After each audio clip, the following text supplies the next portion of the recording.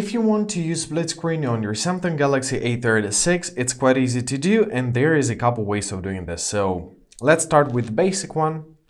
Open up one application, then open up another, and also keep in your mind that not all of the applications support split screen mode. So make sure that your application supported.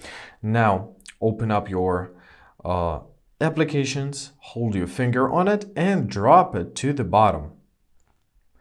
Now choose the second app, and there we are. Now we have two applications right here.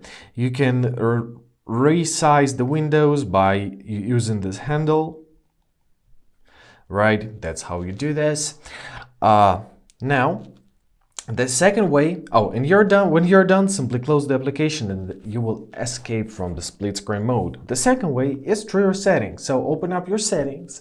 Now we gotta locate our advanced features, find your multi-window, choose a swipe for split screen, and now we can open up our split screen view by swiping up with two fingers from the bottom of our screen.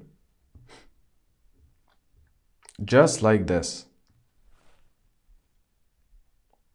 Right, choose your second app, and basically that's how you do this. I hope this video was helpful. Thank you so much for watching. Have a great day, and please consider subscribing to our channel.